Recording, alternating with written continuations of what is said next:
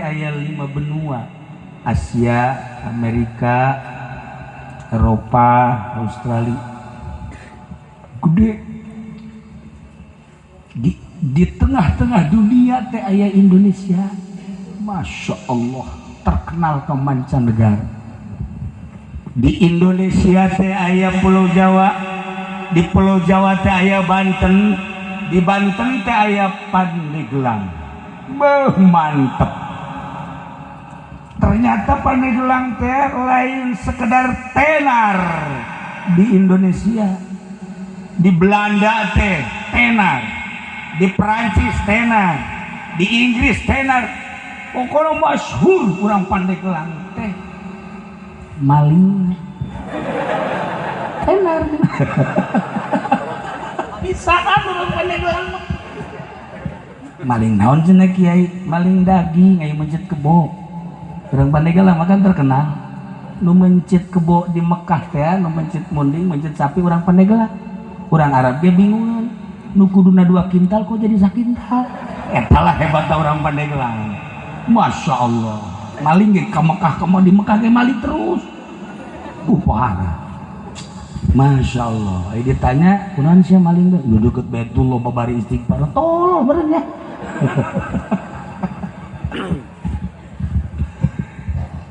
Pandeglang teh ieu urang keur cicing di Pandeglang. Terek ngaji sim kuring mah rek nyaritakeun asal usul Pandeglang. Di Pandeglang teh aya hiji jelema sakti mantraguna. Weh, moal aya tanding. Ngaranna Ki Buyut Papak. Ki Buyut Papak teh moal aya tanding lamun gelut. Moal aya tanding lamun ngamasalahkeun masalah kiai. Kakiaian aya di manehanana, kajawaraan aya di manehanana. Ki Buyut Papak teh boga kaistimewaanana mun dibeulem teu teurah. Hei, urang Pandeglang mun mantap Ki Jamal ulah sambarangan eta. Oke, beres acara urang beulem coba. Moal teurah lah. Moal pati-pati atuh jangan.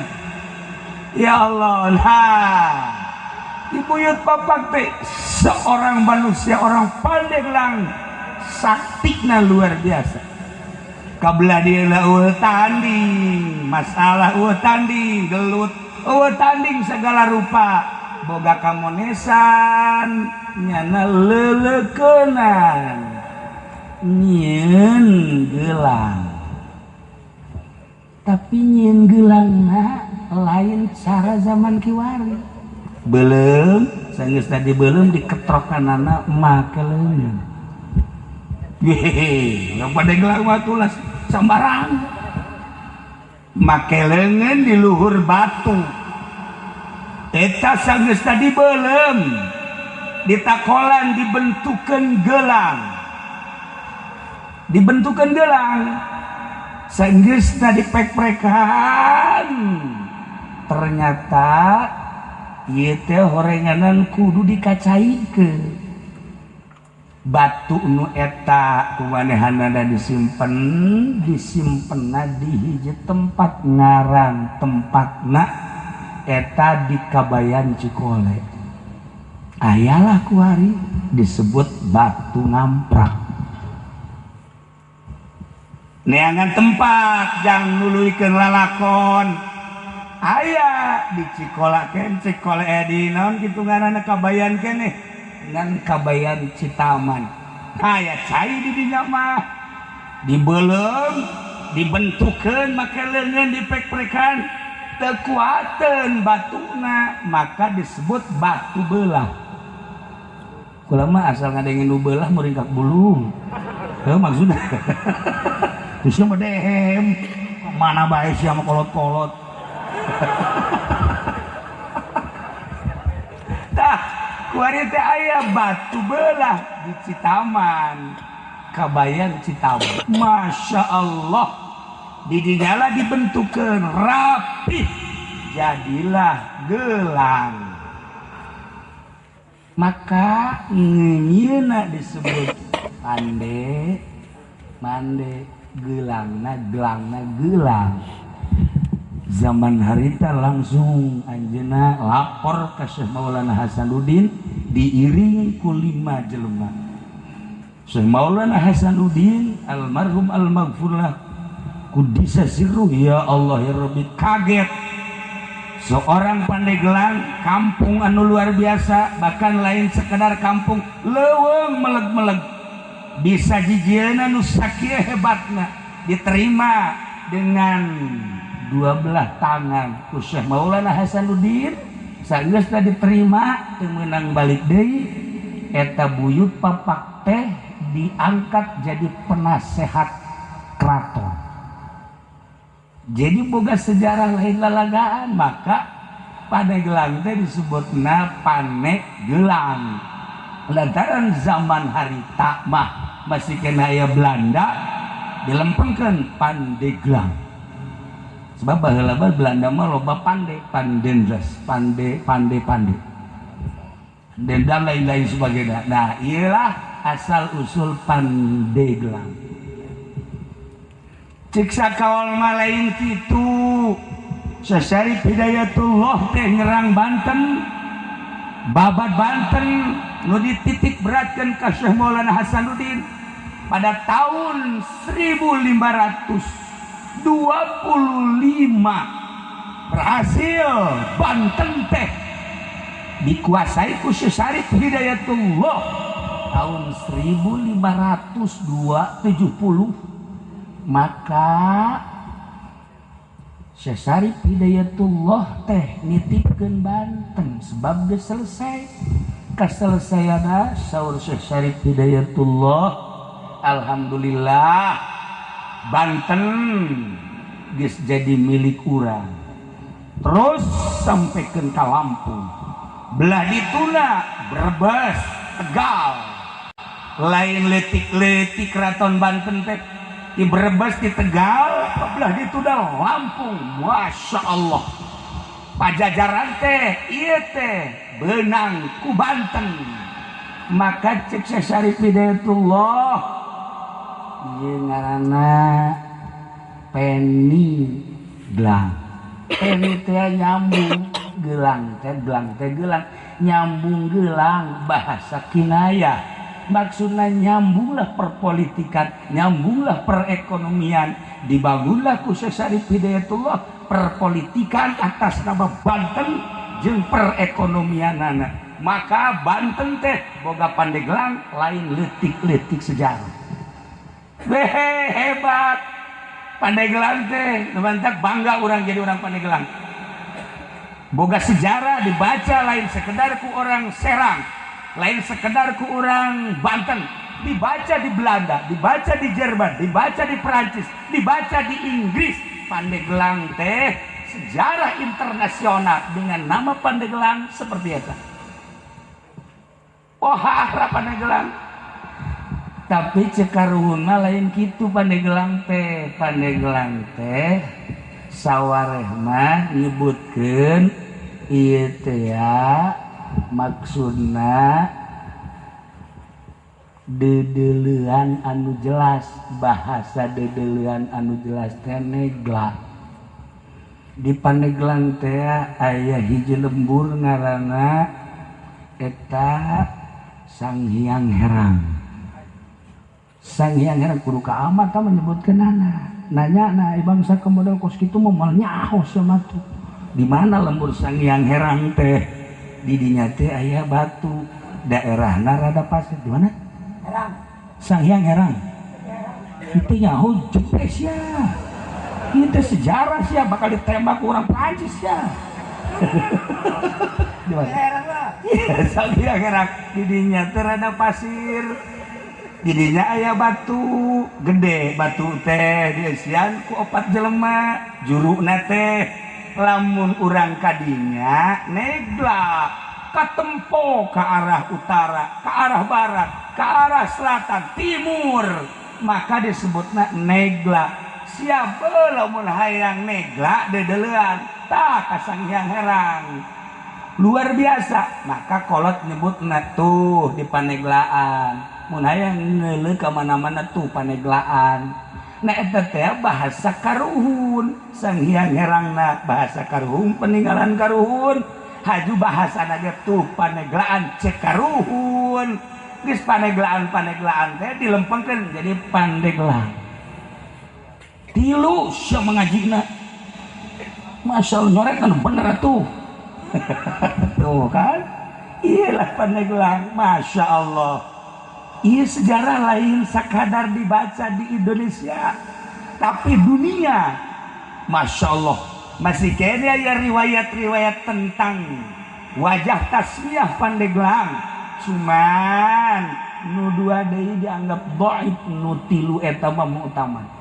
Ente coba ke perpustakaan Belanda bakal aya mun kukura dibacakeun bahasa Belandana ente kaget.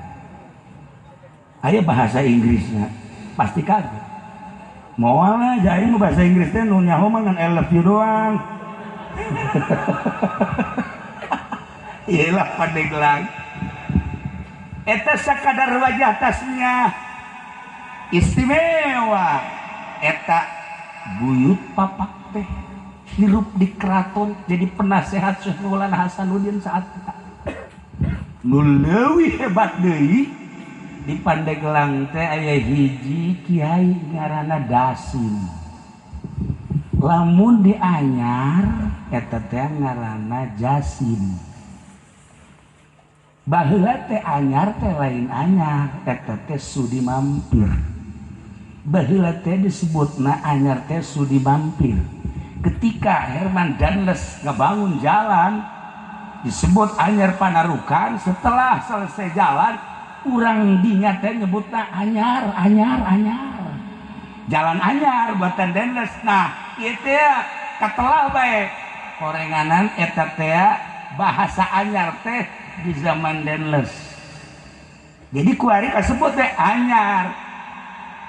Cek sakaum lain kitu aya hiji jelema ngaranna Kiai Jasim.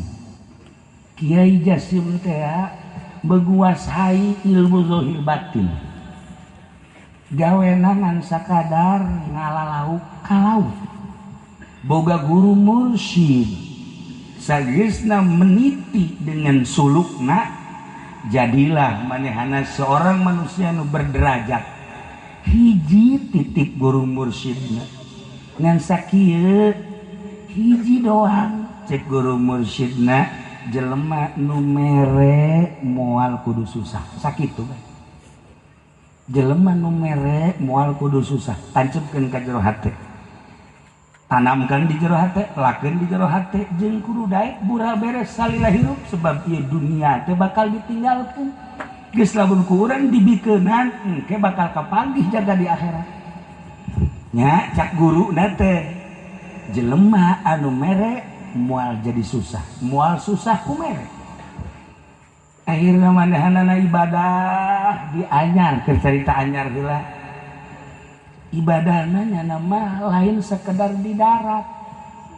Di mana-mana beres ngaji kalau di laut jangkar dikahandapkeun mancing ongkoh ngajaring ongkoh tapi sholat ge di luhur parahu terus bae.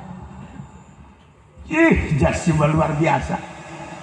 Lamun urang nyaritakeun sholat di parahu aya nu masantren macara urang kieu teu kaget aya modal ieu.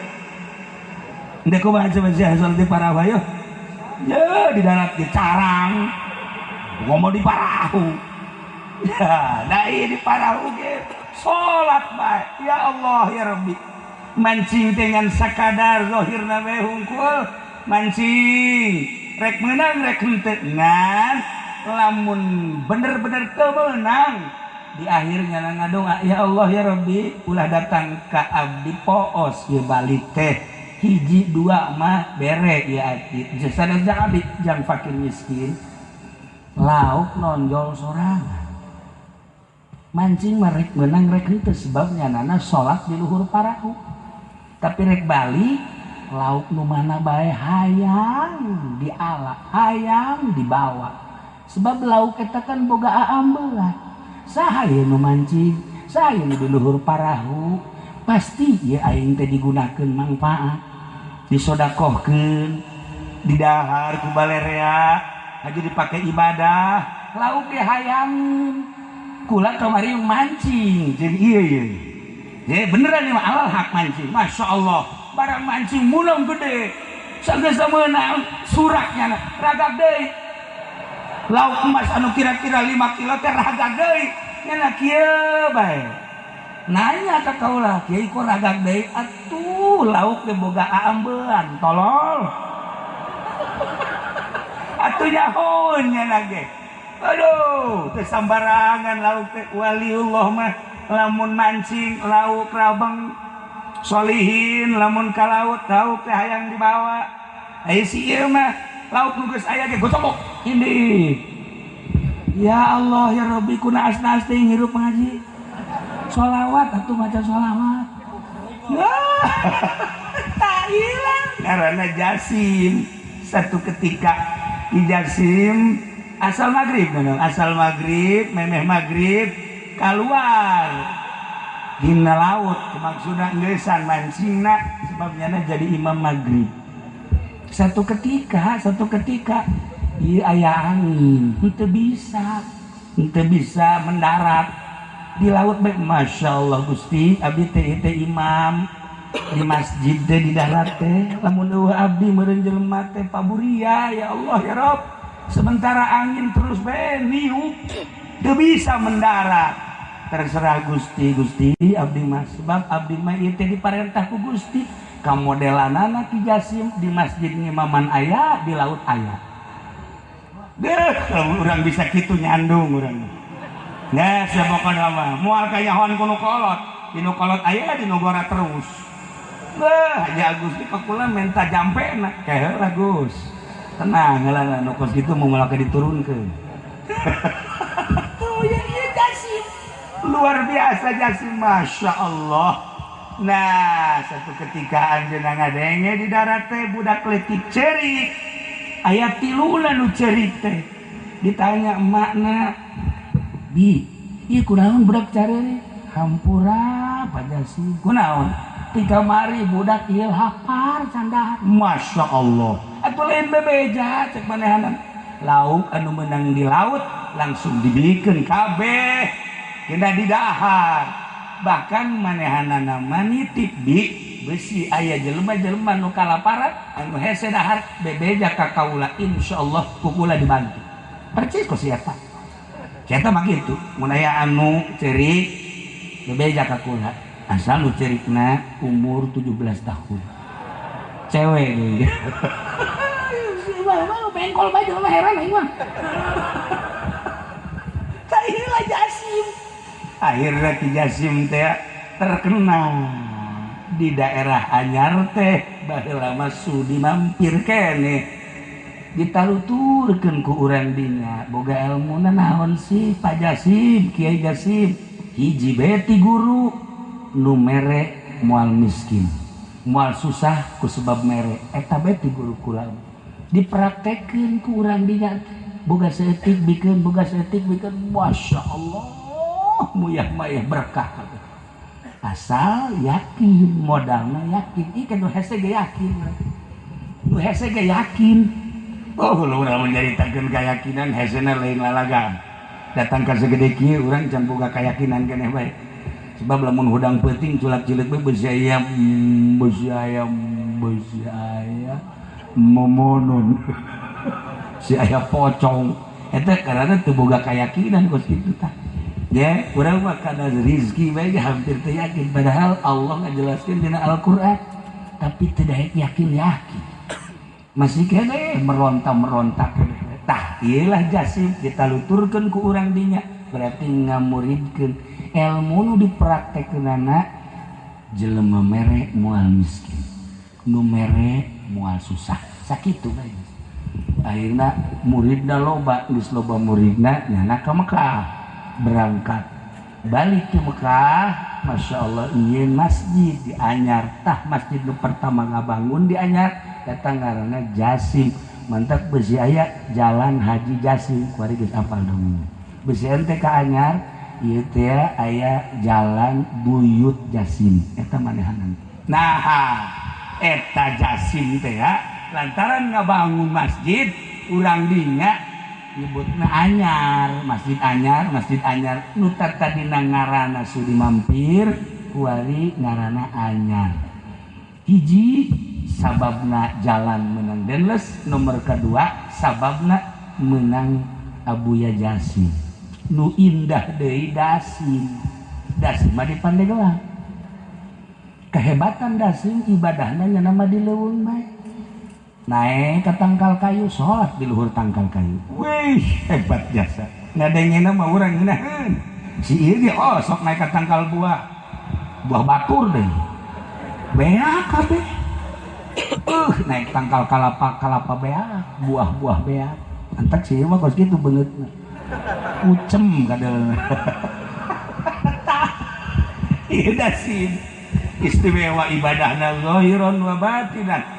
Mandak di Pandeglang mah istimewa sebenarnya mah Kiai Zohir Ambalaya, Kiai Batin Jeloba, Kiai Zohiron wa Batinan Ambalaya. Pandeglang baheula mah urang Tangerang, urang Bogor, urang Sukabumi, urang Cianjur, masantren teh lamun encan ka Pandeglang can anggeus.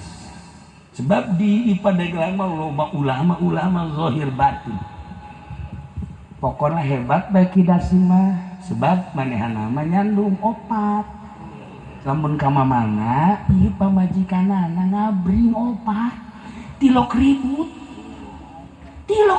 cenah babageur. Lamun nu ieu ngalahirkeun ditungguan ku nu tiluan, lamun anu kadua ngalahirkeun nu tiluan ieu nungguan ngaropea. Masyaallah mang nyangukeun mang nyeseuhkeun dongengna bae urang resep kitu teh bisa mah henteu.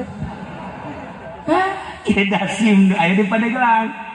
Aya hiji jawara urang Tangerang nyabalah ka Kiai Prawira almarhum almarhumlah ka Sekong bebeja mali bejakeun ngaranna sebab eta anak incuna loba keneh ayeuna bebeja mama abdi malah embung elmuna naon hayang ilmu naon tuh hayang ilmu bisa nyandung ulah sia nyandung mah engkena eungap. Di dunia ini sakieu legana bakal karasa eungap nyawa sia kolong leuit eungap nyandung leuwih eungap tibatan cicing di kolong leuit sempit sia karasana. Imah na ngabangun urang tapi urang agag-agagan di kadinya, imah nang urang mobil nang urang tapi ketika urang dek balik aya eueuhnya tah leuwih serem tibatan sepaan eta lamun nu kolot nu ngora mah biasa bae sih indah bae.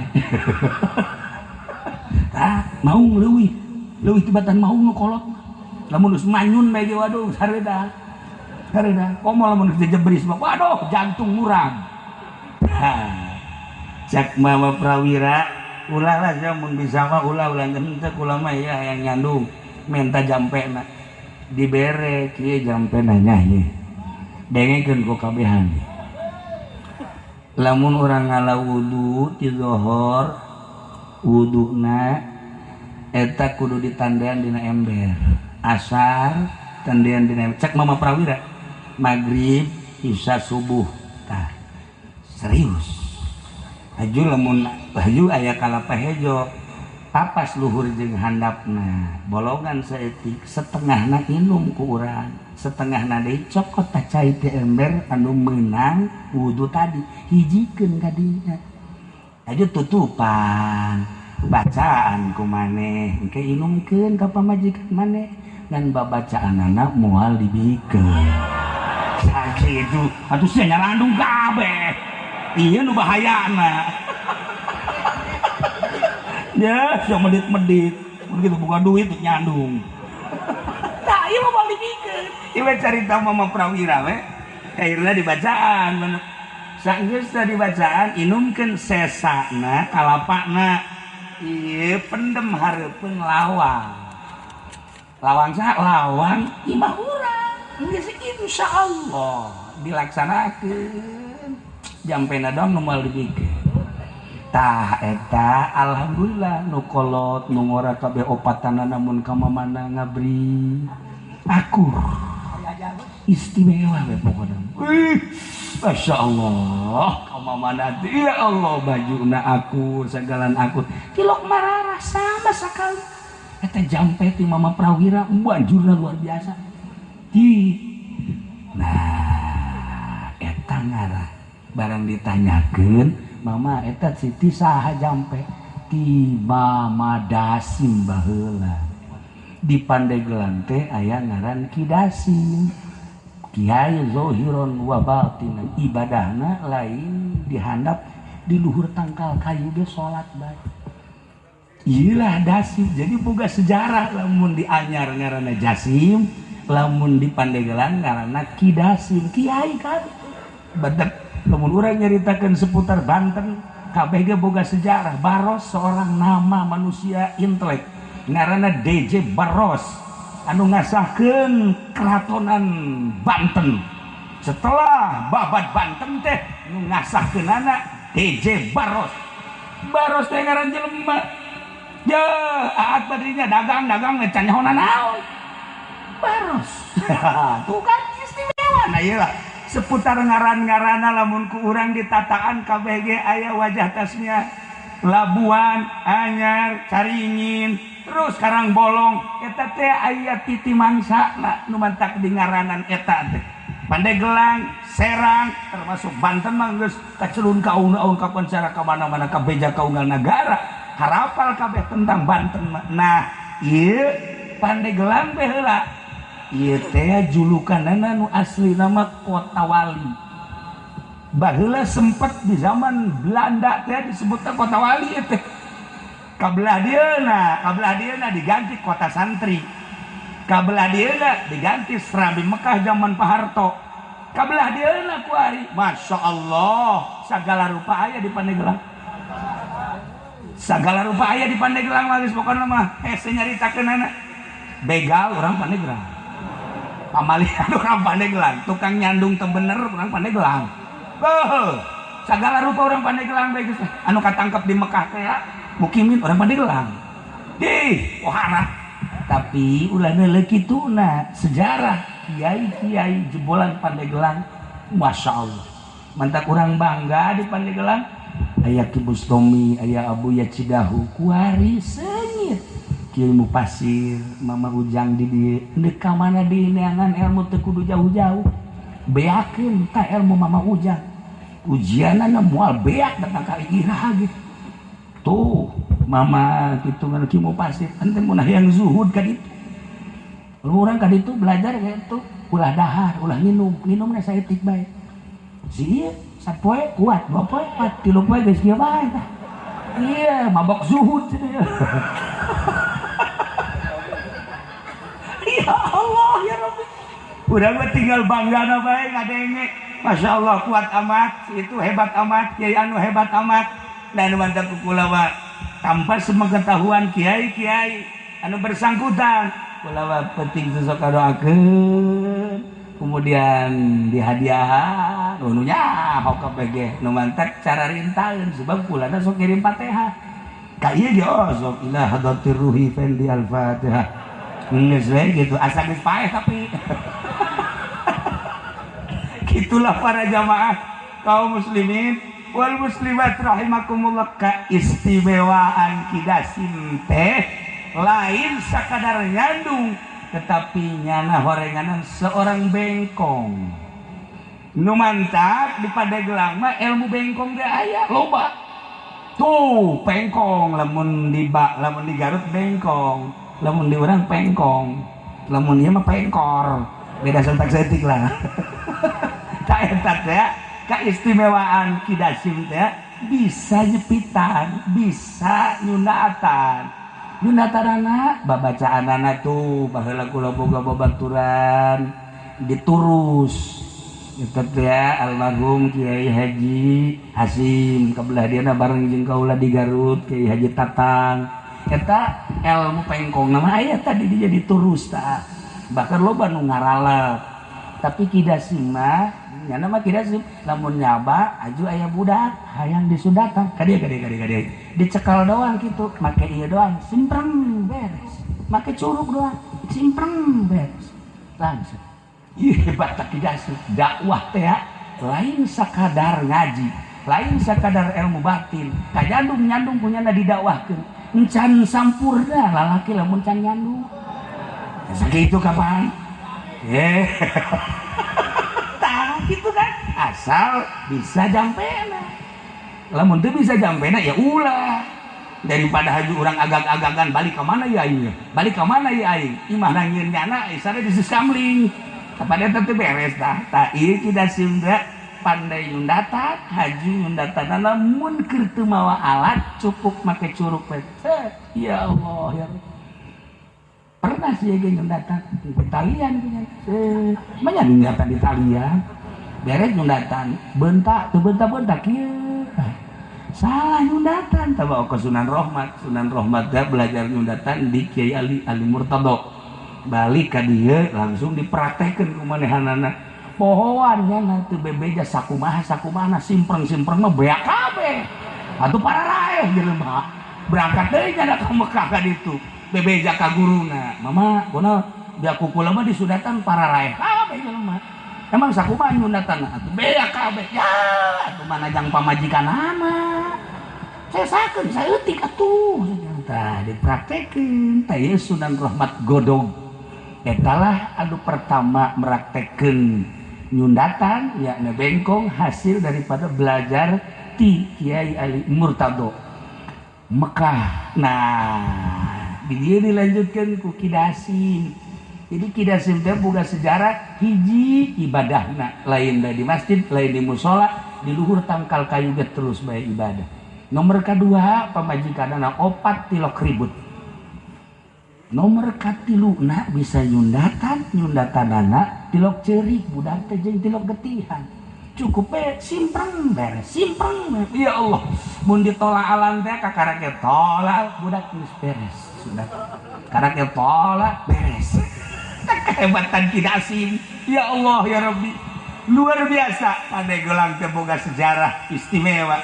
Lamun urang nyaritakeun ahli batin di Pandeglang almarhum Abah kula sok dongeng ketika masanten di Kiprewira sok milu sekong sok milu jamiahan Kaki Abdul Halim sok tukang mawa kitabna kitab Mama Sekong eta teh nu diajina mah Jampul Jawa me beja cak Abah teh kos kitu jadi berarti lain sambarana tah Ki Abdul Halim emang kumaha Ki Abdul Halim mah teu kukuba yang sakadar hebat mamanehanana pernah satu ketika nyana lempang di jalan kereta tasbehna murag di jalan kereta eta kereta nguik-nguik kan teu bisa maju aya tasbehnya wih eta masinis kaget ieu aya naon ieu teu bisa maju barang ditempo aya tasbeh sieuneun kabeh nyekel tasbeh eta sieuneun nyekel tasbeh eta barang ditinggali nuanieun ieu tasbeh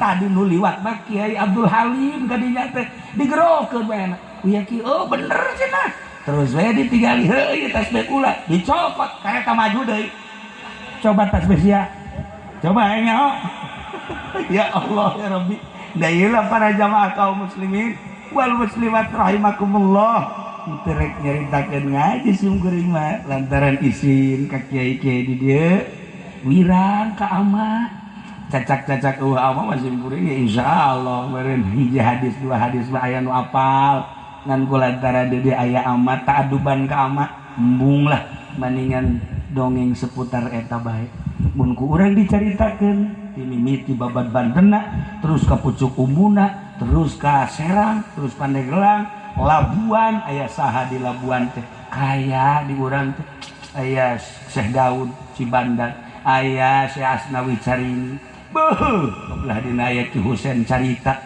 geus pugu di Banten aya Syekh Maulana Hasanuddin aya Syekh Yusuf ya Allah ya Rabbi kabelah dina aya Ki Abdul Halim aya Mama Armin Cibuntu Kiai Prawira beuh pohara jasa disusul kuno kamari ieu urang apal Abuya Cidahu Abuya Bustomi jeung saantero-saantero urang nyaritakeun baros nyarita Pandeglang mah kaya santri kaya ustad kaya beunghar Kiai Zohir jeung Kiai Batik teu kudu ka mamana ngaji teh cukup di Pandeglang bae teangan geuragi kiai anu berpolitik aya, kiai nu tasawuf aya, kiai anu macam-macam. Ente dek neangan kiai teh kudu ka Jawa Tengah Jawa Timur, cukup dek belajar politik aya di Pandeglang. Banten dek belajar ekonomi, kiai anu dagang ambal aya, geus teh nyaho kalea kidul haram halal geus teh kiai eta teh ambal aya. Bantu masa kiai boga showroom, kiai boga showroom HP, showroom mobil, pada teh urusan jeung bang. Ai bang teh lamun ku urang dibaca kitab dakepan mengandung riba. Jadi itu dan teh urang mencari teh amal dibacakeun izin ka ama. Nang dijelasna mah seperti eta. Eueuh masalah eta teh seni variasi. Jadi di Pandeglang teh kiai anu tasawuf loba, kiai anu zahir bae loba, kiai anu zahir batin ambalaya, kiai anu berpolitik loba, kiai anu berekonomi loba, kiai anu berbudaya ge ambalaya. Teu kudu neangan ka mana. Tapi ketika aya seorang habib ahli batin nyaba ka Banten kuari, nyaba ka Pandeglang, pernah neteskeun cai mata. Sebab naon? Sebab nyana bisa ngobrol jeung laut. Ketika nyana ngobrol jeung cai laut ceurik nyana. Sebab ieu laut teu katahan deuk naik ka dieu. Gunung Karang hampir-hampir cak habib ahli batin. Nu kukula kuari karandapan habib teh hiji Habib Lutfi, dua Habib Umar, tilu Habib Japat, Habib Sehan, eta bangsa habib-habib nu waduh aredan. Edan Allah, ari sieu mah edan jahe. Kolot-kolot geus teu tahu diri mah tuh. Masya Allah. Itu beda jauh.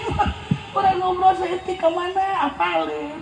Hate urang katebakeun. Masya Allah kadang muringkak bulu urang.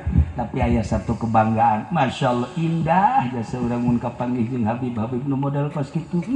Ngarasa handap diri urang ketika urang amprok jeung habib begitu.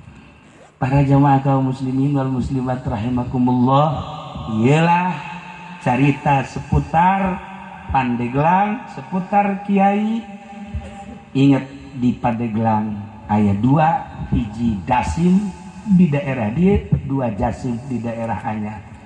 Ilmu anu terus kabelah dieuna dimuridkeun ialah ilmu ti Syekh Mansuruddin Cikadueun. Anu baheula nyekel Satoriyah, salah sahiji anu muncul kebelah dieuna Rifaiyah, kabelah dieuna Qadiriyah wan Naqsabandiyah. Geus lamun jelema nyekelan kos kitu insyaallah moal daekeun ngadahar duit ti pamarentah. Beuteung teh dijaga, besi peutingna teu bisa tahajud. Sebab urang ngadahar duit ti pamarentah ulah loba ti bupati baheulana. Peutingna hudang mah hudang, tapi kekericiuman teu bisa pas gitu. Eta hese teh dek lobatanana kos kitu. Ieu mah urang ngobrol pada santrina bae supaya urang ulah daek ngadahar duit bupati aya leutik mah. Duh kan sia mah. Katarak wae hayang kan sia. Duh ngantek ieu kadaleuna eueuh sinaran eta leleb teuing. Itulah para jamaah kaum muslimin wal muslimat rahimakumullah, moal dilanjutkeun cerita-cerita selanjutnya jeung ngajina ge geus teu kudu make hadis jeung Al-Qur'an, cukup cerita seputar Pandeglang. Jangan cecekelan urang besi aya nu can apal wajah tasmiyati ti mangsa tentang Pandeglang. Jeung aya dua kiai cikal bakal anu istimewa selain daripada ti Kesultanan Banten korenganan aya. Ngan ingat ieu keturunan-keturunan Banten nu baheula mun asli ya tembak baheula ku Belanda. Sebab jelema nu asli keturunan Banten teh boga ruhul jihad anu tinggi. Anti Belanda teh nampak dicatat dina sejarah kiai anu anti Belanda nyawa tarohadana. Nah, ngantak nu asli teh ka kampung teu nyebutkeun keturunan Banten, teu nyebutkeun keturunan Cirebon. Sebab lamun kanyahoan zaman Belanda tembak, dibui, seret, maka dilanjutlah ku anu bangsa rada semis. Masalah nu asli ge aya, ngan nu bodoh. Maksudna zaman Belanda lamun nu pinter keturunan nu asli tembak, tapi lamun keturunan asli bodoh masalah. Sebab naon moal aya jihadan. sebab jihad dia mau didarajikeun nu hebat eta kan jelema na keturunanna istimewa, kemudian ruhul jihad pasti tinggi, pinter ngomong sakecap dua kecap ditaluturkeun ku jelema perang teh ya. Ieu teh kumaha pemimpin. Urang lamun nyaritakeun baheula masyaallah kiamat khotib terus ka belah ditu da sejarah-sejarah Banten. Urang teh tergugah hati. Terus di Banten mah moal eureun.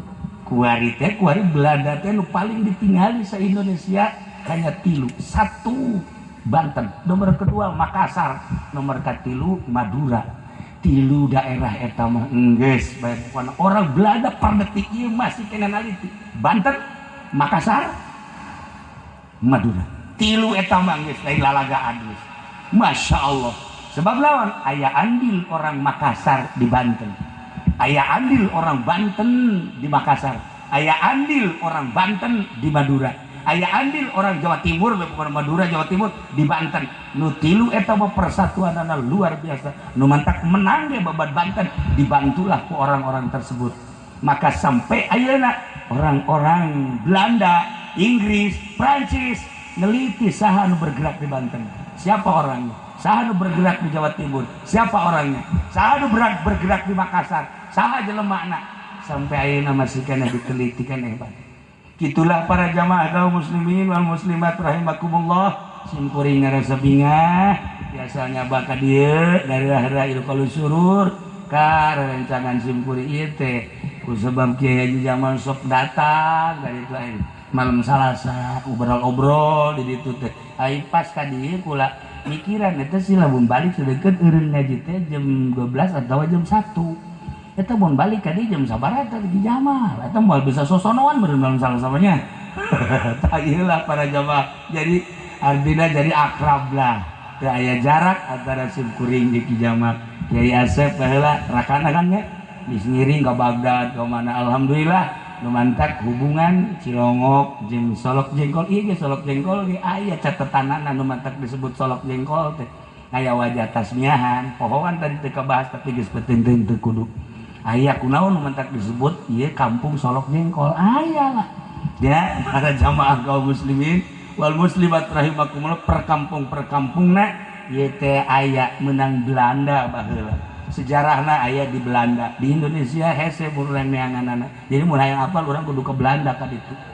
Hese. Nah, gitulah malam ieu alhamdulillahirabbil alamin jang menggugah sejarah ternyata Pandeglang lain sakadar daerah biasa-biasa kaya dengan potensi-potensi anu berjuang di keagamaan. Sampai ayeuna Pandeglang tetap diperhitungkeun kiaina jeung santrina.